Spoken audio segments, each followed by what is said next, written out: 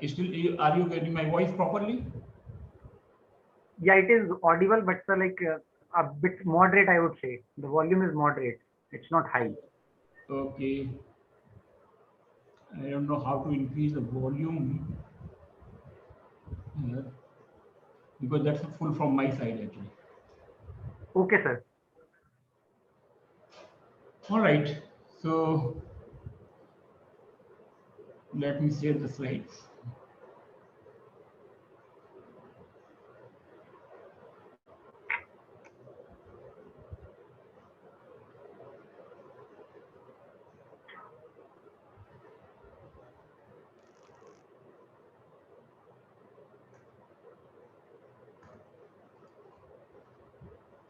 Okay.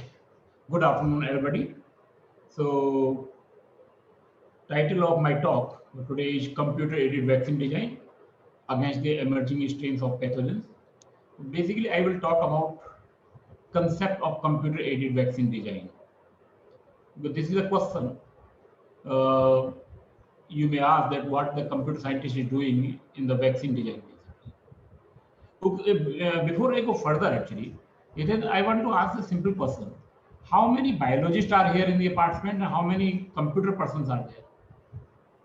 Uh, so, like, sir, currently Professor Sonika Bhatnagar is the only computational biologist, and the other four people are like four or five are basically you can say biologists or like microbiologists. Sir. No, I'm saying in the FDP program means the Okay. part. So, like FDP program, sir, it has a component from, you can say, participants from various fields, sir, like from pharmacy. So, as such, I have not done the calculation per se, but like majority of the people are faculty members, especially in the field of pharmacy, sir. From biology or bioinformatics, Yeah, right? biology background is almost 50% is there, sir, biology background. Okay.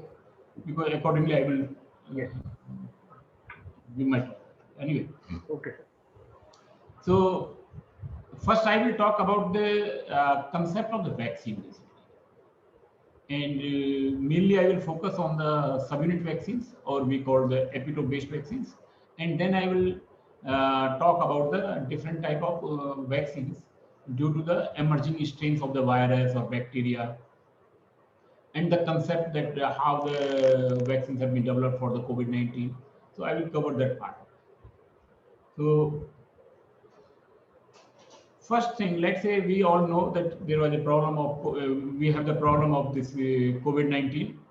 So last year, when this problem started, we create a site that is called CoronaV, Computational Resources for Novel Coronavirus.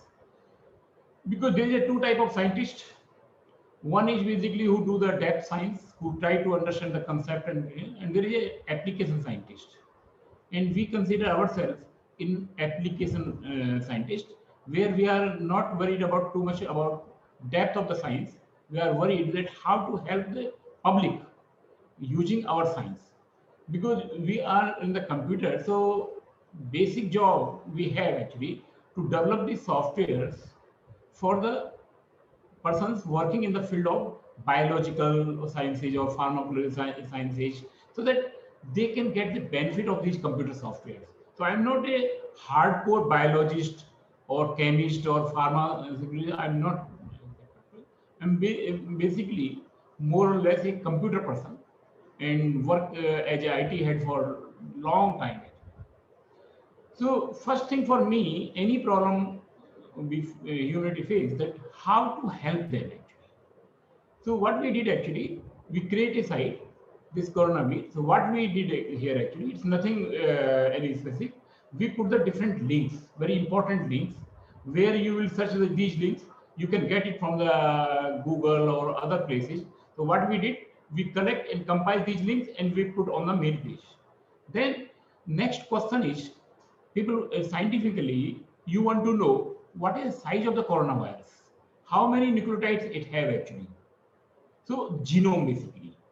So that's, let's say for example, this coronavirus, that it is made of nearly 30 kb actually, means nearly 30,000 nucleotides actually. It's made of 30,000 nucleotides, and there is some structured protein, non-structured protein. There is around 6 or 7 proteins basically. So that's basically you want to know what are the different proteins, what are the different mutants, what is the genome.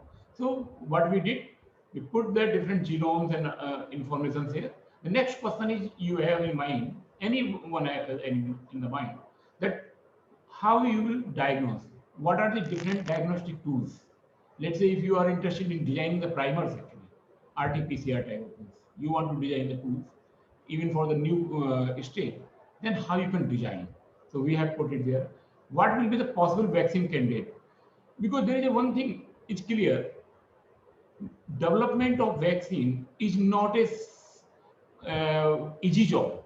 It involves a lot of things, clinical trials, checking, experimental lab, and everything. We don't have actually, but still we can contribute it. How we can contribute it? Theoretically, we have a lot of knowledge. We can compile our information. We can predict the vaccine candidate. We can put it here.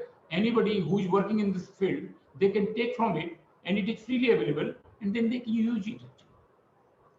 Though we will get or not get the credit, it's not important. But question is, it will provide a service to the community. That's the most important part. Most of the scientists got frustrated in their life when they expect they use the science to achieve something actually. And if they achieve it, they are happy. If they are not able to achieve it, they are got in the frustration. But if you do the science just for fun and just to provide a service to the community, you will never feel frustrated. You will be happy because you feel you have contributed something to the community. So anyway, this is a site we created and we updated this site, so you get the information. So if you are interested in the site and to understand what are the different tools, this is a paper based on this site which is available. You can download it. That's not a problem. If we go to the history of the viral vaccines, actually, because there is infections, there are a number of infections. They may be due to the bacteria, it may be due to virus, or maybe fungal. But today I'm more towards the viral disease, actually. So if you see in the past, we have an excellent track record of vaccines. Due to these vaccines, we are able to eliminate this polio, smallpox, number of things actually we have. So this is the history of the vaccines we have over the years. And one of the easiest approach or traditional approach is very simple. Take the vaccine, take the virus or any pathogen, kill it or annutate it. Annutate means make it non-functional. So it cannot replicate itself actually, and give to the body. Your body will thought that enemy is there, virus is there, and then antibody will generate, memory B cell will be generated, and you will be protected for the long term. That's the concept of any vaccine basically. And traditionally, easiest way is just take the virus, make it annotated, means kill it, annotate it, and give to the body. And that's what exactly have done by the Bharat Biotech. They have used a traditional approach, very simple approach. They have taken what we call the co-vaccine. They have taken it, kill it, and give to the body. That's the simplest thing. So before I go further, you have to understand the concept of the drug and vaccine. A lot of students, they have the confusion between the drugs and vaccines. Let's say drug is simple thing actually. If you got infected by any pathogen means virus, bacteria, fungus, okay. So what will happen? The population will increase. Let's say you got infection from the coronavirus. What will happen? It's different. It will make the different copies actually. So a lot of load will be there.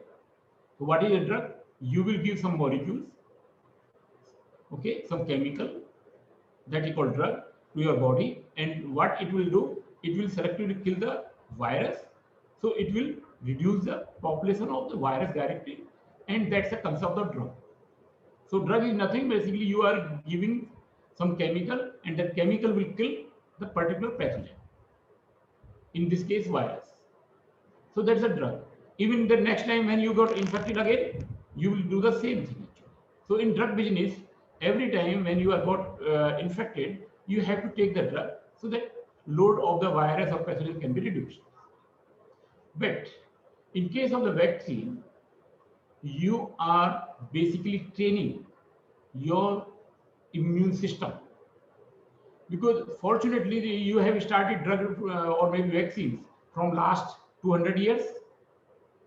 Earlier, how the human being survive over the years?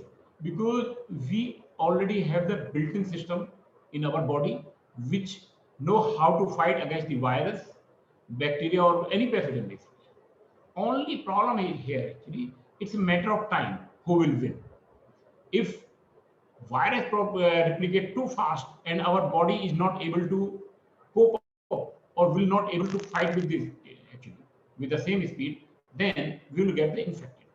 But the fight is continued and we have the memory cells. So once we got infected, then there is chances the next time when the same infection you will have, then memory cells will be there. They will fight back. So in vaccine, we are training our immune system. So immune system once trained, let's say for example, I will explain in simple words.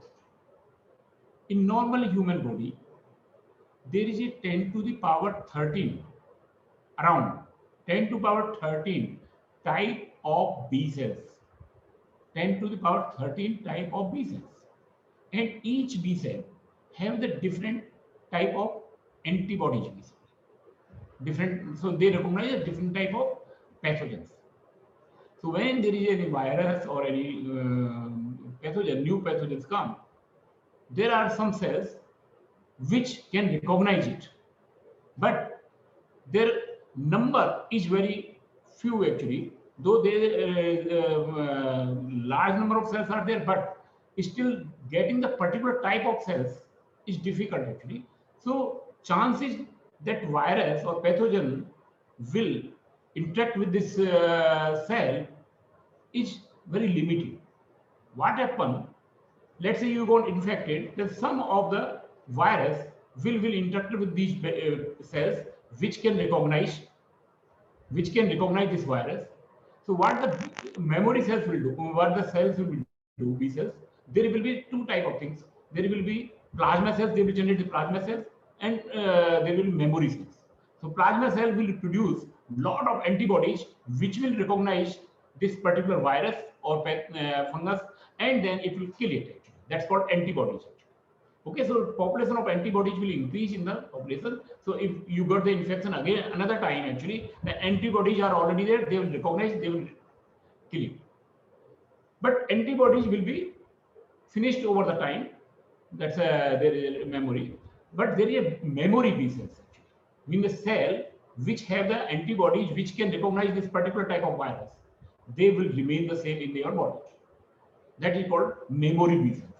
So when the next time you will be infected, then they will capture it and they will clean from the body. In vaccine, what we are doing basically artificially, we are giving the virus. So body thought that the enemy is there, they will prepare the all type of memory B cells, and once memory cells are there, then your body is protected for the long term against the particular virus. Okay, that's why we are giving nowadays this different type of vaccines basically against the COVID-19. Anyway, so concept of vaccine is simply generate the memory cells. Now,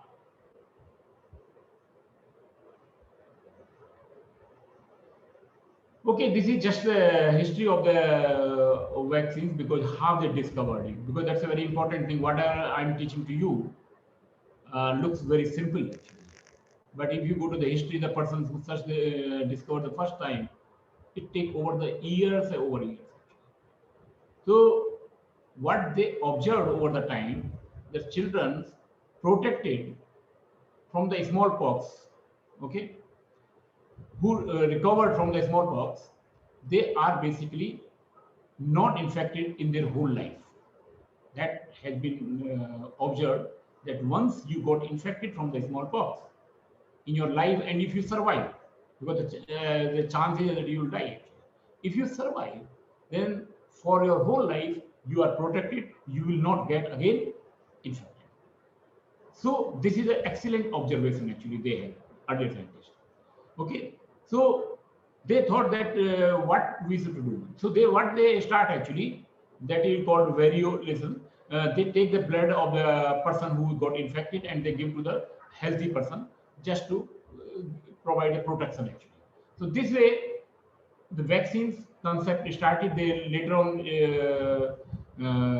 observed that the cow from the cow, what we call cowpox actually, can be used to give as a sort of vaccines actually. So there, over the time, they improve it, and then we got the vaccines basically. So that's the history of the immunization. Now, question is, what I'm teaching to you, that's a fundamental concept. The question is, let's say, what the computer scientist is doing here actually. Because I have no business in developing vaccines. Even I have never touched any experimental lab. Actually, I have not visited any experimental lab. So then question is what I'm doing here. So over the time, concept has been changed actually. Earlier we have the vaccines where we are taking the whole genome, means whole virus. So let's say, for example, I have given you the example of the coronavirus. So that have the 30,000 nucleotides, 6-7 proteins. Okay. So the question is why we are giving so much material to the body. A lot of things are toxic maybe. So can we think about that? Let's say give only one protein. For example, Covishield, what they are doing, they are taking one protein that is called spike protein, and they are giving to the body, and that is sufficient to provide the protection to the body. So that is called basically recombinant vaccines basically. Okay. So then similarly, people thought, can we go further with more? So it was realized that your B cell or even T cells, even 10 amino acids are sufficient. 9 to 10 amino acids are sufficient to activate your immune system cells actually, particularly T cells. So why we should give the full protein even? So that's a concept actually.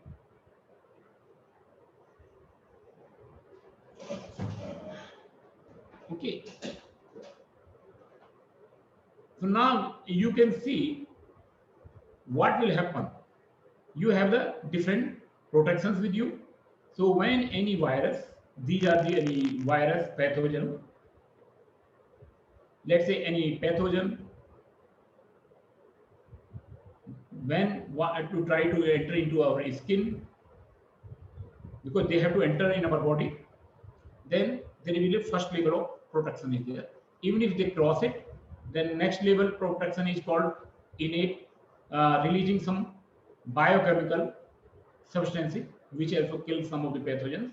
If it is clear, then there is a innate immune system. So innate immune system will simply recognize it. It will not recognize whether it's a virus or bacteria or what type of bacteria or virus is there. They simply recognize some foreign element have been entered into the body, and they give the alarm to the body. Look, there is some enemies there. You should to be ready to fight. And same time, they will release some cytokines or some other chemicals so that they can kill you. So that is called first line of defense. That is called first line of defense. But they are not specific, non-specific defense. So next specific defense is called adaptive immune response, and that consists of B cells, T cells. They recognize the type of virus and the same type of memory cell they generate, which is required to encounter with the pathogen, and that is called specific defense. So again, I'm trying to explain you the concept of traditional vaccines, recombinant vaccines, and epitope-based vaccines. So let's say in whole organism, for example, I'm taking the example of tuberculosis, Mycobacterium tuberculosis. The size of the genome is around 4 MB. Okay, and it have around 4,000 protein. Why we should give the whole protein, whole organism? Can we reduce the size? So then people take one particular protein. So out of 4,000, they take only one protein, and that is called recombinant vaccines. People thought, why whole protein? The protein may be length of 200, 300, even 1000 amino acids. Why we give that protein? Can we use only the few amino acids, let's say 9 amino acids or 10 amino acids, and which can protect your body? So that will have the minimum toxicity. And this is called epitope or subunit vaccines basically. And today's talk will be fully focused on epitope based vaccines. Right. So before I go further, this is an important part that you have to understand the immune system. A number of persons come into the bioinformatics, they are only interested to develop the softwares. Let's say some computer scientists came into the bioinformatics, they only know, you tell us that what program I have to develop, I will develop it. Biologists have the problem, they understand the concept of the bio, but they don't know how to do the coding and other parts. That's a difficult job sometimes actually. But if you want to become a good bioinformatician, if you are from computer science, you have to read the biological concepts. If you are from biological side, or maybe chemistry or pharmaceutical side, you have to understand the programming or computer science. Because bioinformatics required depth knowledge of both the fields. So anyway, this slide I made for myself actually, because I am not a biologist at all by background, so I don't understand the biology. So if I want to develop anything, I have to understand at least broadly what is the concept of the immune system. So immune system, let's say why we got the disease. There are two ways, two reasons of getting the disease. One, your own body is not functioning properly, means disorder. Let's say, like for example, cancer. Cancer is caused by your own cell are not behaving as they should behave. They are basically so die with the time actually, but they are not dying actually. Instead, they are basically continuously proliferating. So that's the disorder basically, or maybe autoimmune disease. These are the examples of the disorder disease, right? There is another disease called caused by the disease causing agents like bacteria. This is called pathogens basically, fungus, maybe parasites, maybe virus. These are all called pathogens. So when any pathogen attack your body, when your pathogen attack your body, what will happen? There will be two type of defense. One is called non-specific defense or innate immunity. They will recognize, give the first line of defense. And mainly in this business, pathogen-associated molecular patterns are involved, or these are called toll-like receptors. Toll-like receptors which recognize the pathogen. All right. So it's important to activate your innate immune system also if you want to design a vaccine. And believe me, all the vaccines or drugs, they have one thing common, that is called adjuvants. Adjuvants is nothing. They are basically some salt which can activate your innate immune system. Because innate immune system activation is important to activate the whole immune system. So that's the first thing you have to understand. The next is basically specific defense. Specific defense again divided into two parts. One is humoral immunity. Humoral immunity. In humoral immunity, this is mainly B cells. So you should know what a particular peptide which can activate or which can be recognized by the B cell, and that is called B cell epitope. Same way, there is a cellular mediated immunity. Okay, so that is called T cells basically. T cells are again in the two types: cytotoxic T cells or CTL basically, and T helper cells. T helper cell provides the different cytokines to activate the B cells and T cells, and where cytotoxic T cells release certain type of chemicals which can directly kill the pathogen. So this is the overall concept basically. This is the overall concept.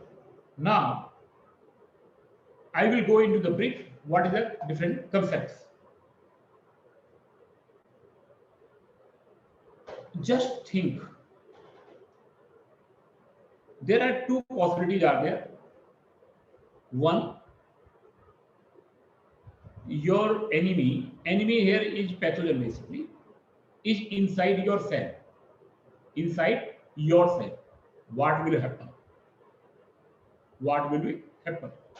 So when, let's say for example, some virus or some bacteria is here, okay, so what it will do, it will release certain proteins. Okay, let's say you consider this is a protein basically, but there is a one called proteasome. Means in our system we have the proteasome or immunoproteasome which recognize the foreign proteins, means the protein which doesn't belong to us. Then what will happen? It will be taken to the ER system through the TAP proteins, TAP binding proteins, and then it will go inside the system where it will bind to the MHC molecule. Here is a MHC class 1, MHC class 1 molecules. Okay.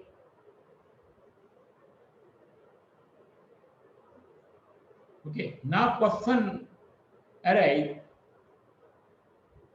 what we can do? We can develop the software which can recognize which protein of the pathogen will be recognized by our proteasome or not. So in our group, we developed this software called p-cleavage. It simply identify which protein of the pathogen, or means virus or bacteria, will be recognized by this system software, and what this proteasome will do, this will chop means in the small pieces. It will, let's say it's a whole protein, so it will cut up in the pieces. So these are called antigenic peptides. But all peptide cannot go into the ER system because there is a TAP binding proteins. So you should have some software which can predict whether this peptide will go inside the ER or not. So it will bind with the TAP or not. So here we have our own software called TAPRAD.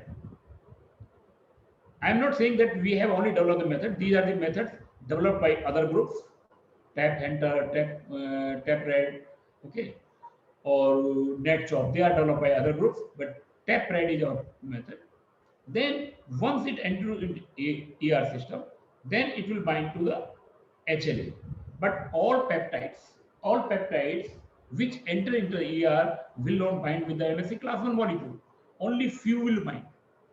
Which few will bind? That's a challenge. Again, you have to develop the software. Develop the software means, let's say if you are a computer scientist, the problem is very simple. One side you have the peptide, which are called positive peptide, which are basically epitope, which is experimentally determined by experimental biology, and some other, there are other non-peptides.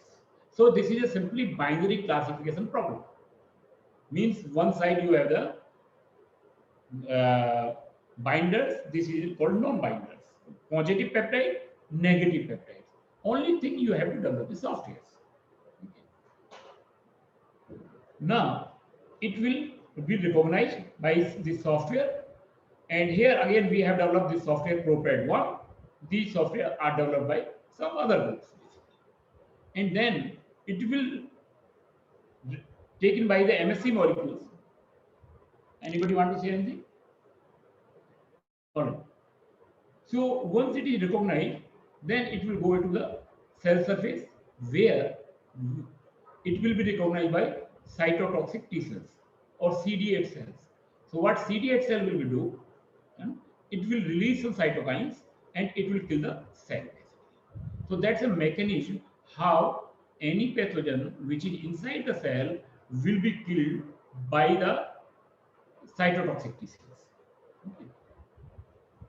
Similarly, there may be another possibility that your virus or pathogen is not going inside the cell; it's outside the cell actually, in the your blood or whatever the tissue is there, but it is not going inside the cell. Then what? How the defense will be there?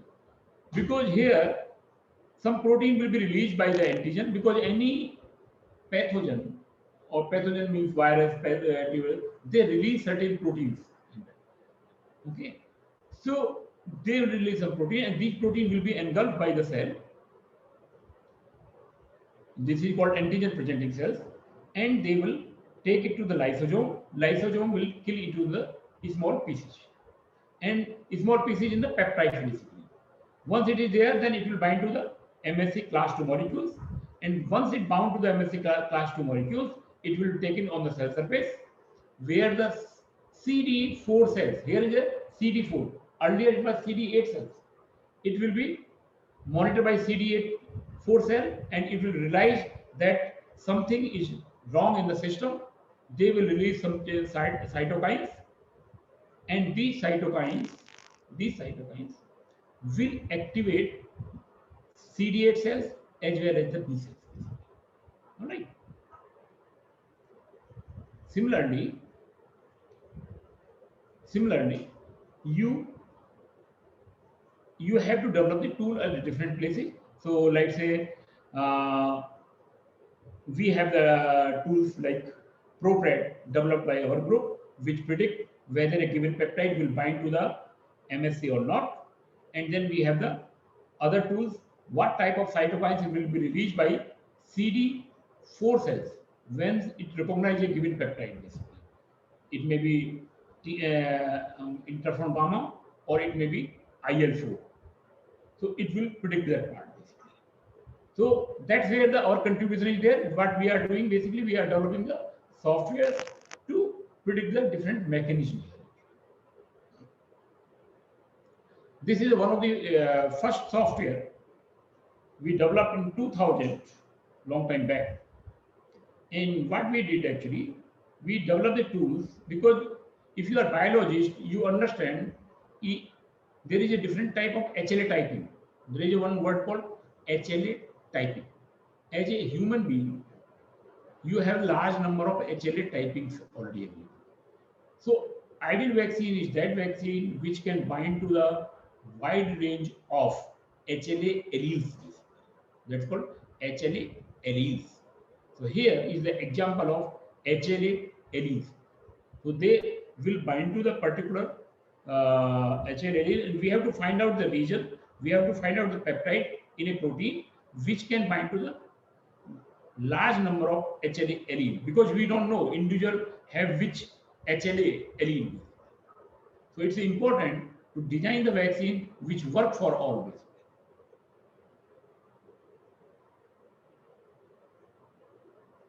Then we have the software for predicting the interferon gamma epitope and IL4 epitopes. So we have the different tools. This tool allow you to predict the vaccine adjuvants. Normally, adjuvants are based on the chemicals. What we are trying to do, we are trying to predict peptide-based vaccine adjuvants. Peptide-based adjuvants. So that's where the new thing is there, that we are calling the cell as a cell epitope, means antigen presenting epitopes. Similarly, we have the B cells. On the surface of the B cell, there is a antibody type of structure. We call the antibodies are there, and these antibodies recognize any pathogen, and then they produce the different type of antibodies, same type of antibodies and memory cells. So we have to develop the method which can predict whether it a B cell epitope or not? B cell epitope means a peptide which is recognized by B cell is called B cell epitope. So the problem here actually, I will tell you how we are surviving from a long time in this field. And I want to give a message to my young generation. Be little bit generous actually. Never believe in just taking from the others. Be givers, means give to the others basically. What I realized actually, let's say 20 years back, I realized that most of the time our researchers are taking the data from NCBI, from EBI, other resources, because we are not creating the resources. We are basically consumers. We enjoy to take from here, there, and also we are not producing the databases. So it is important to produce the databases, because databases are used by large community. Any person who is working in biometrics cannot develop the tool if data set is not there. And data set will be created, data set will be created from the databases. So what we did actually, first we create the B cell epitope database. Means whatever we read the literature, we find out whatever the experimentally validated B cell epitopes are there, we collected them, compile them, and put it into the form of the database, and we publish it actually, and it is freely available. It's important the freely available. What happened when we develop some tools? We become so possessive. We don't want to share with anybody, and that's a wrong. That's happened over the years in this country actually. We call traditional knowledge from last number of years, thousands of years. Either we have not documented properly or we have not shared with the public properly. Otherwise, we have a lot of knowledge actually. Because problem we have, either we want to give to our own son or daughter or whatever is there, or our own disciple, but we don't want to give anybody who want to use it or who is capable. That's the biggest mistake. Still, a lot of scientists are doing this mistake actually. What they are doing, the science, what type of science they are doing? They are generating the knowledge, and they are using this knowledge, and they are not disclosing this knowledge with anybody except their own students. They thought that if they will disclose this knowledge, then other will complete. And if other will complete, then I will lose my importance. So they are more interested in their own importance rather than doing the science actually. I will simply advise my young generation, please be a little bit generous. Whatever the knowledge you gain, you document it and give free to the public. So anybody who is more capable than you, or maybe want to grow, your young generation want to grow, they will take your knowledge and they will further build it. Don't worry whether they will give credit to you or not, basically. That's not important. Important is whether you will be, whatever the work you have done, whatever the knowledge you have gained, it will be useful to the society or not. That's the most important. Anyway, we create this database, and this database is heavily used over the years. The next challenge was, because there are large number of methods were there in the market. And what was the limitation of these methods? Because there is no proper data set was there. So they take only positive sequences and they fit some hydrophobicity, accessibility, flexibility, and based on that they do the predictions. And they show the performance of their methods like 80%, 90%, 95%. Then what we did, we create a standard and we create a benchmark data sets.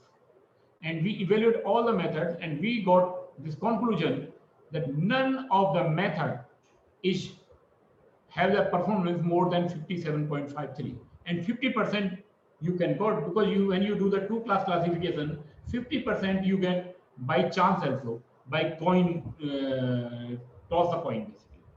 So there is no progress over the years up to, let's say, 2003. That's why the change in challenge, because it's important to the scientist to criticize whatever has been done actually, because that will give you the background to grow further.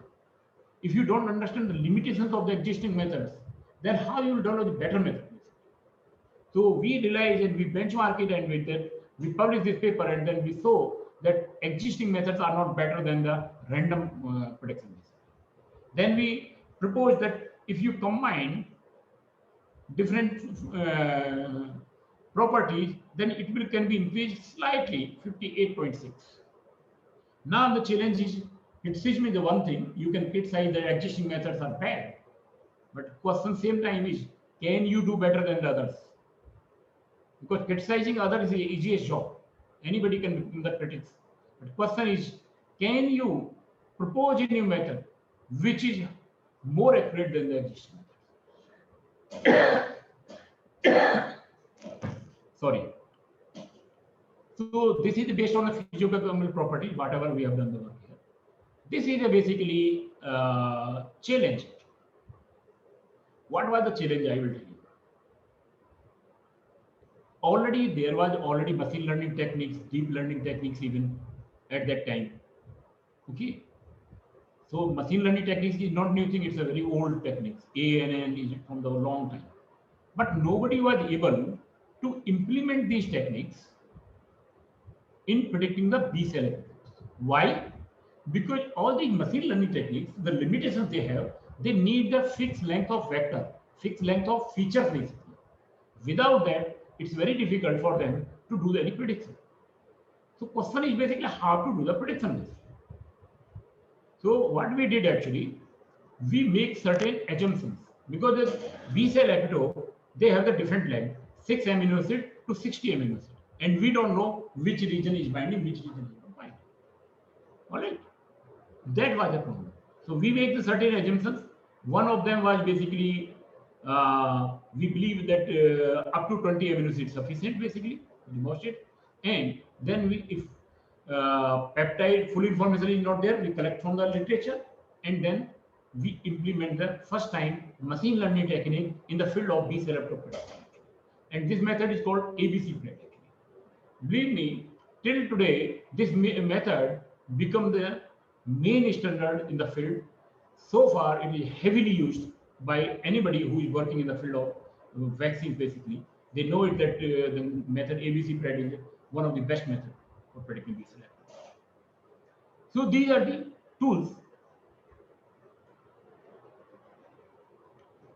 Same way, there is a two type of B cell epitope. One is called linear epitope, which recognize the simple peptide sequences. One is conformational B cell epitope, which recognize the structures.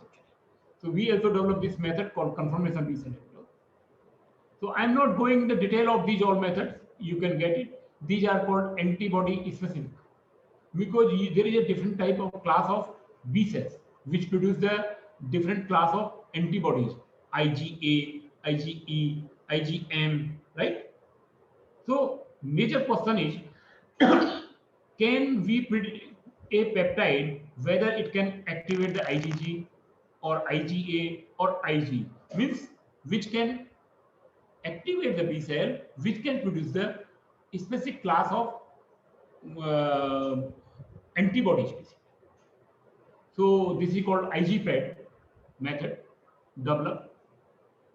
Not too many users are there because it will take a little bit time to the scientists in the field to understand the importance of these tools. Actually, sometimes some tools are heavily used once you develop it. Some tools take time actually in digesting by the society actually.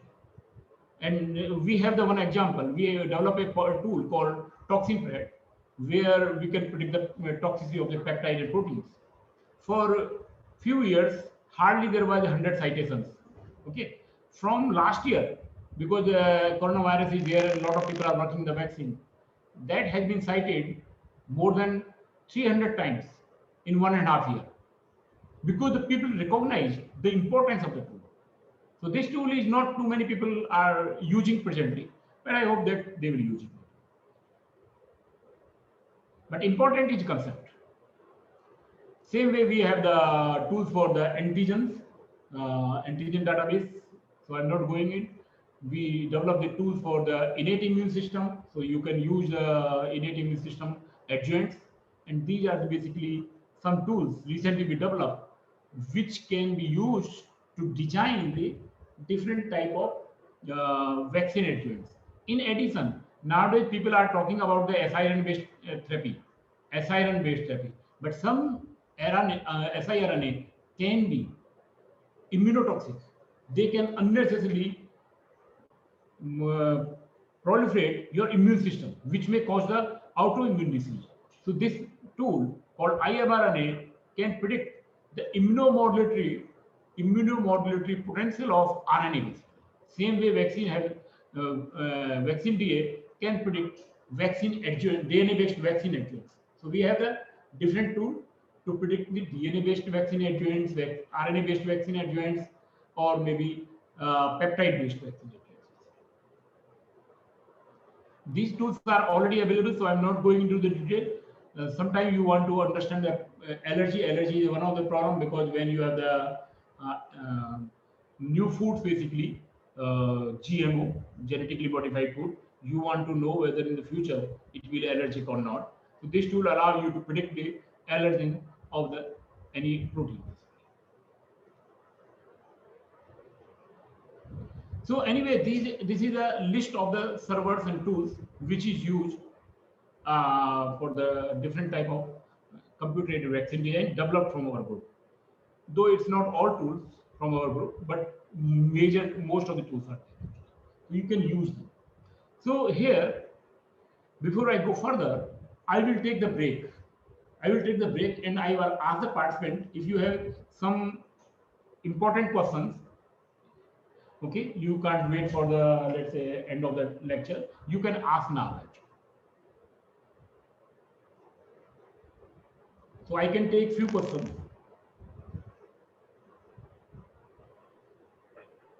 Sir, like there are a couple of questions like which participants have put in the chat box. How to design peptides for vaccine adjuvants? Like this is one of the questions. Okay. So how to? So we developed a tool which predict whether it will activate the innate immune system or not. The concept is simple. We simply take from the literature. From the literature, we find out the peptide which are recognized by the innate immune system, like TLRs. We have a database called PRRP, pathogen recognized receptor database, and their adjuvants. So we know these peptides are recognized by the PRRs, and we also know that these peptides are not recognized by PRRs. So we take the two class and we develop the machine learning technique. Using machine learning technique, we develop the tools, and this tool is available here as a vaccine DA pad. So you can go there and you can put your peptide. It can check whether it's a basically can serve as a vaccine adjuvant or not.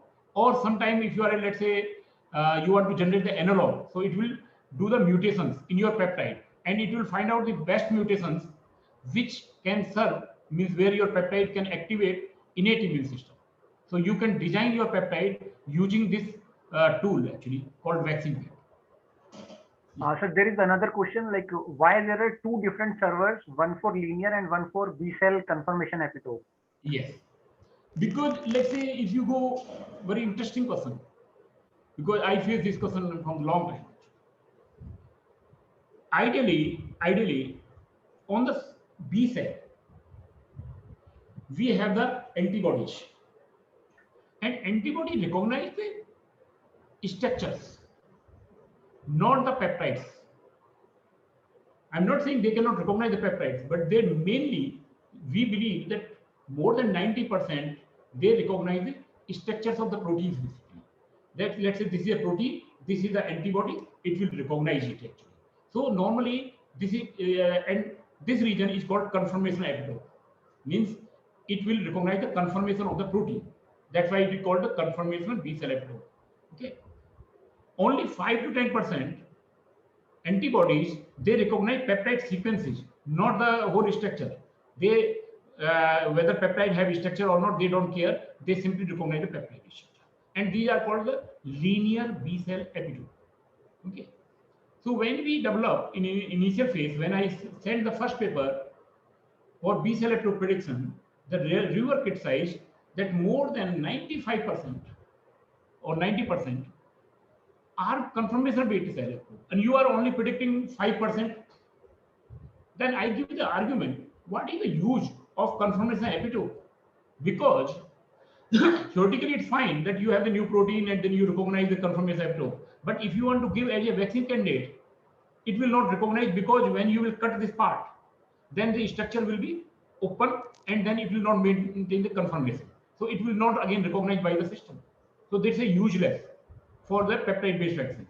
So for peptide-based vaccine, normally linear B cell epitope are important. That's the reason we have to develop both type of things. Any other question? No, sir. Like these are the two questions are there. Sir. Yeah. Okay. Can we take 5-minute break? So Yeah, sir. We can take, sir, like 5 minutes. 5-minute break. Okay.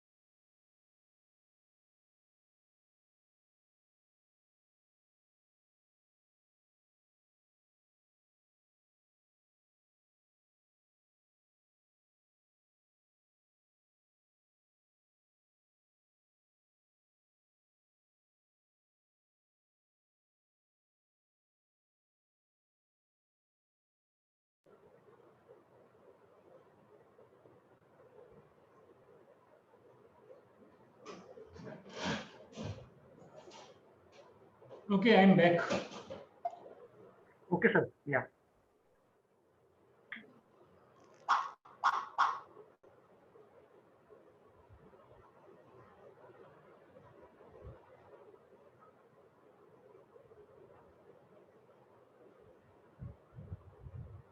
So I just talked to you about the different tools.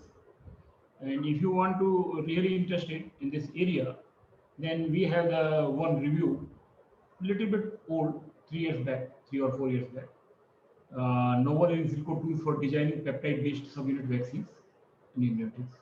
Another thing I would like to announce that whatever tool I am talking to you, they are all freely available from my website. Even they are web servers, so you don't need to install them actually.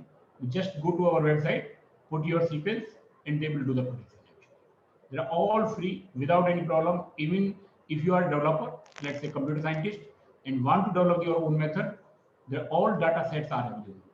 So what I claim from the number of time, I'm not never claim that what I have contributed, but what I claim actually, whatever we have developed in our group, we share that information with everyone. So there is nothing hidden information with me or any hidden knowledge with me. So everything is available on my website or in the term of the papers, because I want that whatever knowledge has been gained should be shared with the public. That's the important part. So anyway, this tool is available. If you are, this paper is available, you can use it. It's available actually on the net. So I was talking about this software because when you are designing vaccine and particularly peptide-based vaccine or protein-based vaccines, it's very important to understand the cytotoxicity. There's a different type of toxicity, maybe liver toxicity, maybe cytotoxicity, or maybe hemotoxicity, maybe immunotoxicity. But this software or this server we develop for predicting the cytotoxic proteins of peptides. Because what happens even if you design a drug or vaccine based on the protein, and if it digests it, means if it is killing or it's basically toxic to your body, then it's useless because you cannot give it to the system. It will harm you. So this tool we developed in long time back, maybe in 2013. So in last 5 6 years, it was hardly 100 citations are there. But from last 1.5 year, it is heavily cited because there is no other tool for predicting the cytotoxicity of the peptide. That's why everybody is using it. And now they realize this is an important tool. So sometimes you should not bother whether people are using or not using. If you are convinced that this is a new concept and it will be an important concept, you do it. So maybe the community will recognize it a little bit late, but they will surely will recognize it. This is another tool which we develop for this is a database for the hemotoxicity. Some peptides, they have the property they can lyse the RBC. If they lyse the RBC, then it will be very problematic. Okay, so hemolytic density. So it's important to predict or to understand. So this is a database, and this is a software which can be used to predict the hemotoxicity or hemolytic potential of a peptide. Sometimes you are interested in predicting the structure of the peptides because there are large number of tools are there in the market for the protein structure prediction, maybe secondary structure, maybe tertiary structure. And people believe, most of the people believe that same protein structure prediction methods can be used for the peptide structure prediction, which is not true.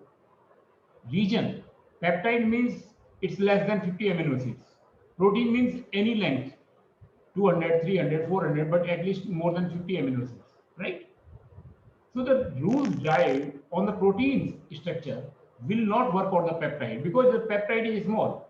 So in protein, this segment may be a helix, but this helix cannot be maintained in the peptide actually. So you should develop the new method for predicting the peptide structure. So very interesting story. We developed this method, as usually you know about the researchers. We developed this method We send to the different journals, and nobody take it, nobody publish it. But one thing is there in our group, whether published or not published, once server is available, then server will be available to the public. So we forget about it. I don't care about it. If published or not published, it's fine, but the service will be continued to the community.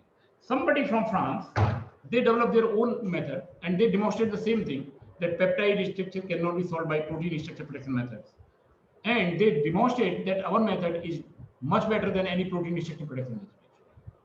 Then from there we take the clue and then we go again to the journals. Look, it has been demonstrated by third party that our tool is better than any other tool. And then we publish it. And now it's heavily used by the community.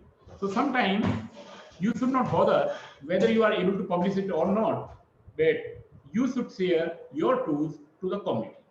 Maybe someday some people will recognize that this is important too. Because anyway, what you will do once you develop it, what you will do with that tool. So this help you to predict the peptide structures. There is another problem with the peptide based. There is some lot of people are here from the pharma. They will agree with me that peptide, natural peptide, have the limited half-life. They have been chopped by the different enzymes. Sometimes it's from N-terminal, sometimes from C-terminal, sometimes by some other enzymes. So how to improve the half-life, or you call the stability of a peptide in the blood? Okay, then there is a technique called chemical modification. Sometimes N-terminal modification, sometimes C-terminal modification, sometimes changing some amino acid to D-amino acid.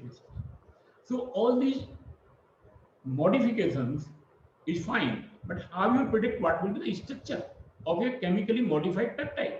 There was no software even for protein. What we did, we developed a software which can predict the structure of peptide which is chemically modified actually.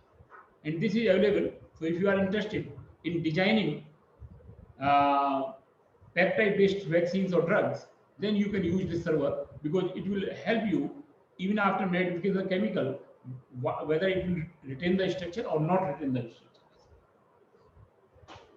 So they predict the tertiary structure. Now I am coming on the vaccines actually. So far I talk about the overall concept in subunit vaccines, but now I am coming on the type of vaccines we have in the real life. They may be subunit vaccines. In subunit vaccine, I already talked a lot of things. Subunit vaccine means here we are talking about the epitope or peptide based vaccines. Okay. And they simply recognize MSC class 1 or class 2 peptides. And these are the advances. They do not cause the disease. Very stable. Problem is they need the booster strategy. And sometimes it's a short memory. These are the challenges with the subunit vaccine. HBV is an example of this type of existing examples of vaccines which are available. These are the name of the other SARS-CoV, this COVID-19 against the virus. Number of vaccines are already going on, work is going on this time. These are called epitope-based vaccine. Then there is a inactivated vaccines. Okay. Where they have been, these are the advantage, disadvantage. My slide will be available to you. So if you want to use it, you can use it. Even the recording, they are doing the recording. So this recording will be available with you. So you can read them later on. So we have shown that what is the status for the COVID-19 of these vaccines. Okay. And these are the example of already existing vaccines. These are the live attenuated vaccines. So these are the different type of vaccines are there. Virus particle-like vaccines, recombinant virus vaccines, all type of vaccines are there. Their advantage, disadvantage, as well as their clinical trial status for this COVID-19. Believe me, for COVID-19, researchers are trying all possible techniques of vaccine development. Where earlier they use only one or two type of technique for vaccine development, but in case of the corona, they researchers are heavily working on in this area and trying all possible ways to develop the vaccine. That's why we have number of vaccines in last 2 years, 1.5 years basically. Okay, so these are just examples of the different type of vaccines. This is an example how a computer professionals or bioinformaticians can help the society. So this portal we developed for the tuberculosis, because tuberculosis is another important disease, and it is causing a lot of deaths per year actually. Okay, though coronavirus is very popular nowadays, but tuberculosis is there from large number of years actually. So what we did actually, we developed a platform where different type of strains we have taken. They are causing, let's say, causing the tuberculosis, vaccine strains, non-tuberculosis strains. So a complete information is there. The computer scientists or the informaticians have the advantage. They can develop the website where they can provide all the information, databases, data from a single source actually. Rather than you are going here, there, you can get the same information, complete information from single place. And then we predict the MSC class 1 molecule, MSC class 2 molecules. One way you can take your protein and submit on our server. Another way for tuberculosis, you get all the information on this side.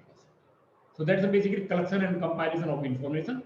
So if any of you are interested in the tuberculosis vaccines, then you can go to the website. You will get the all information, and that's called MTB Web.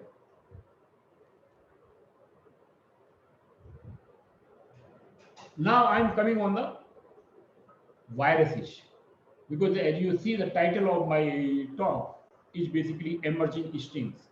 So what happened? These are the virus strains which are coming up time to time actually. New strains are emerging. Question is how to provide defense against these viruses in a timely manner. That's the challenge. Of course, our group, we cannot do any experimental work or any clinical trials. That's out of our business. But what we can do is we provide the complete information. Few years back, if you remember, Ebola virus was there. A lot of challenge was there. In some regions, it caused a lot of deaths actually. Okay. So what we did actually, we simply provide the genomic message. Means what are the different genomes. Let's say, for example, in case of the Ebola virus, the virus have the total nucleotides around 18 kb or maybe 18,000 base pairs. Base pair, not base pair, it's RNA basically, nucleotides. Okay, so there is a different strains and their genome. So we provide the strain and genome here. Then we provide the alignment of antigens actually. Then alignment of mRNAs of the different strains. Then we predict the probably vaccine candidates, epitope-based vaccine candidate, browser, all sort of things. So whatever our knowledge is there, the theoretical knowledge is there, we do all the prediction. You can do the same thing, but it will take long time. So we have all the tools with us. We predict all possible vaccine candidate. Then we also predict the siRNA-based therapy against this one. Okay, and then other computational tools available. So what we are doing, we provide the computational resources for the Ebola virus. So it is heavily used. Then after that, there is another virus called Zika virus actually. That's very small virus, hardly 11,000 nucleotides are there, number of proteins are there. So we develop the different tools, different analysis, as well as potential drug candidates, as well as the vaccine candidates. Of course, nowadays it's more challenging, the coronavirus basically, and people are talking about the vaccines actually. So they broadly they can be divided in these categories. It may be DNA-based vaccines. In DNA-based vaccines, because in coronavirus, except this Bharat Biotech, which is using the whole pathogen.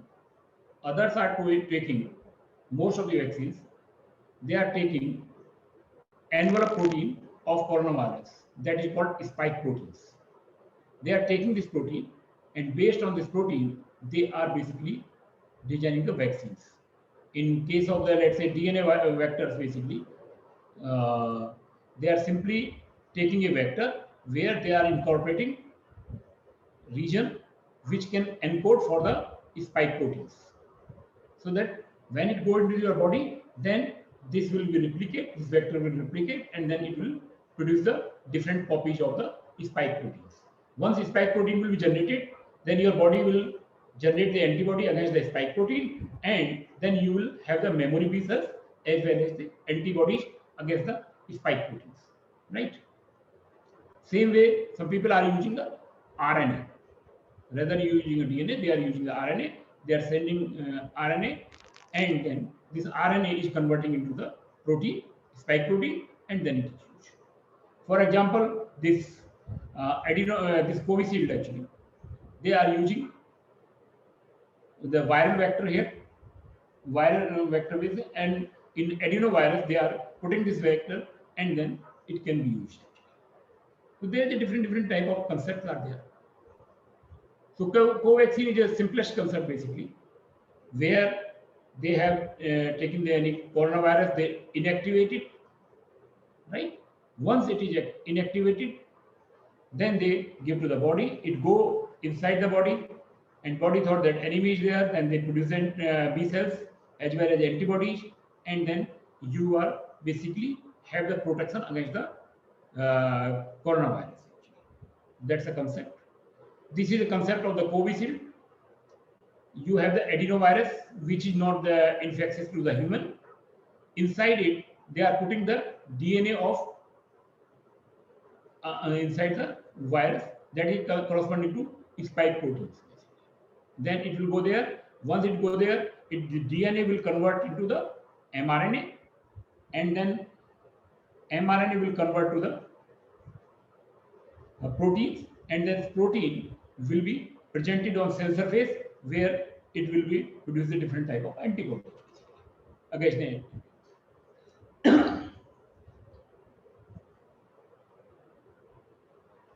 These are the different concepts.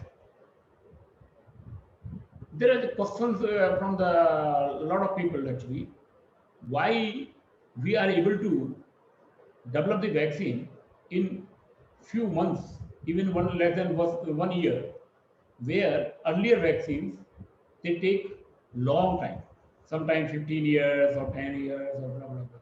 So what is the reason? Is there any short coming, or there is a basically a shortcut? No, this is not the case. I will tell you the problem. Earlier, they go into the sequential order. They will do the mice studies, then they will do the process development, then they go into the different type of clinical trials, and then they go into the product regulatory board, and then the large board of production. Here, they have taken the risk. They have taken the risk. They have done development.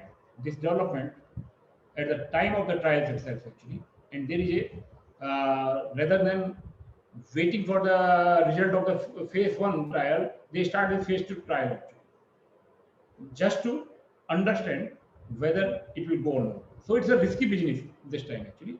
That's why it decreased the time. There is no shortcut. Only thing, it's not a long-term study, actually. Maybe we don't know that how after how long we need the booster, actually. Okay, or it may have any impact in the long term, we don't know.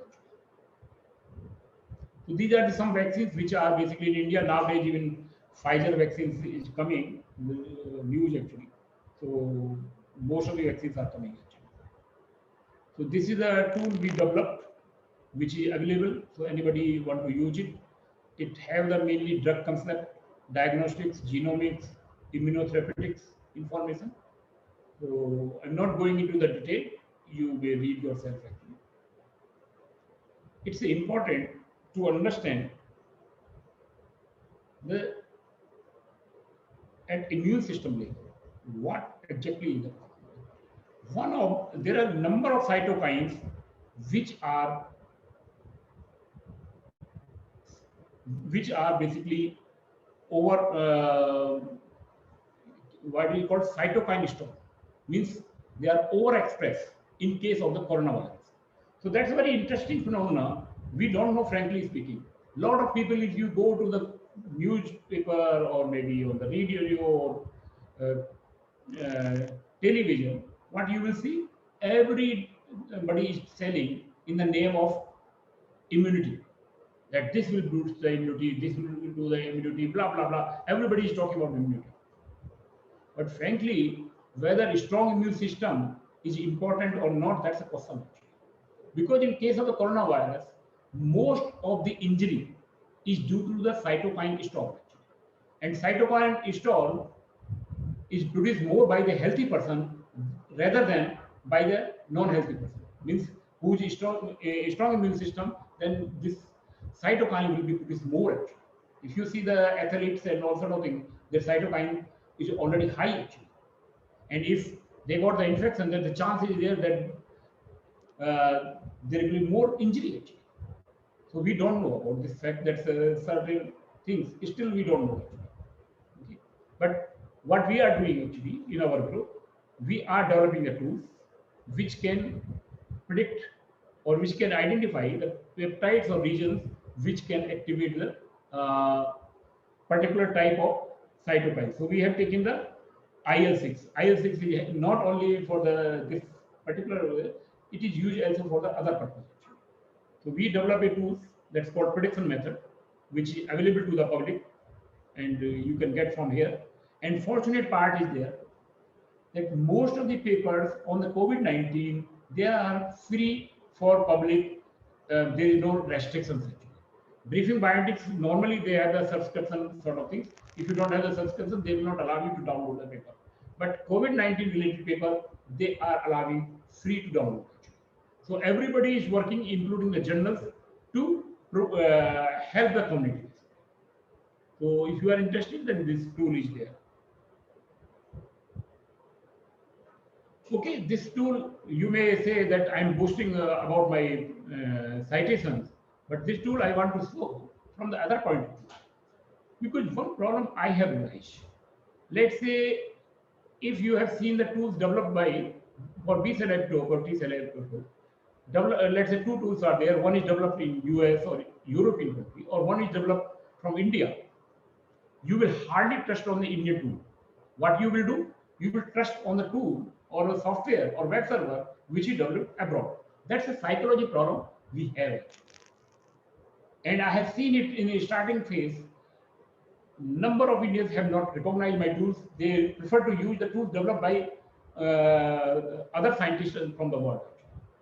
But over the years, community have realized it that our tools are basically stable and very useful.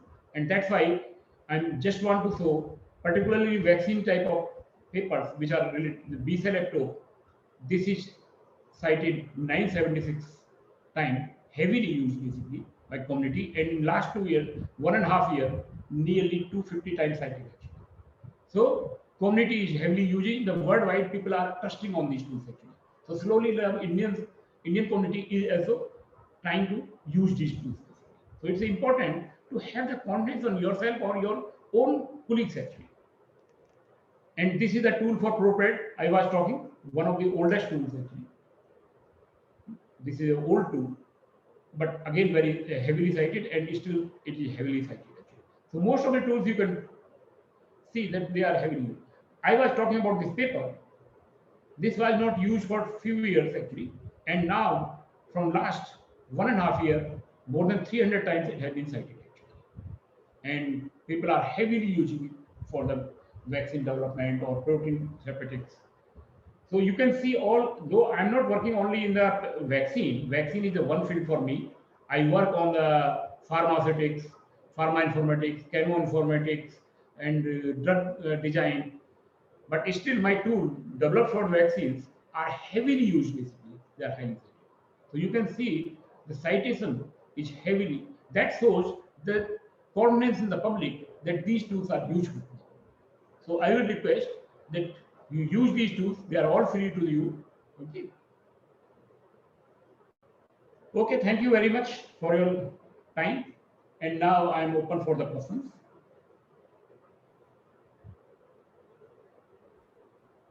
Thank you very much, sir, for a very inspiring and motivating talk, and making sure like the work which people are doing, they should be made freely available to the public so that it can be disseminated among the public. It can be used. So there are a couple of questions. One is like, sir, did your group develop any software for predicting cytotoxicity of lead molecules? Sorry? Did your group develop any software for predicting cytotoxicity of lead molecules? No, we have not done it. Only thing we developed recently, only database, that is basically peptide-based nanoparticles. That is called self-assembling peptides. There are some peptides which are self-assembling peptides. They can make the nanoparticles. We have developed that tool, just first tool actually. So far, we have not gone for the toxicity. Yeah.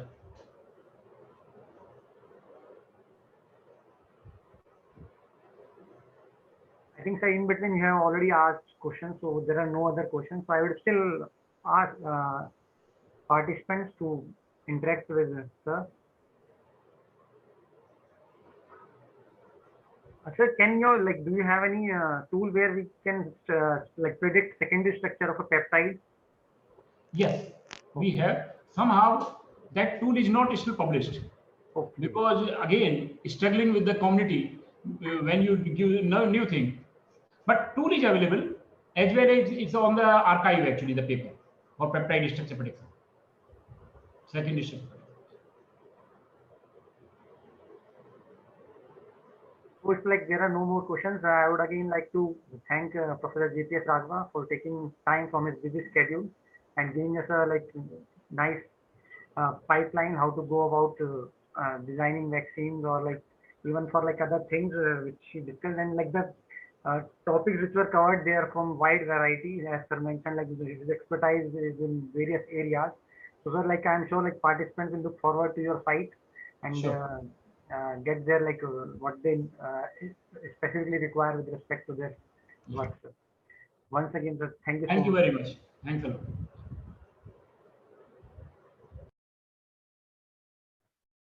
So I will be putting the attendance form on the WhatsApp group and as well as on your emails, and this portal will be open till 6 p.m. So you should submit your attendance by 6. Thank you all.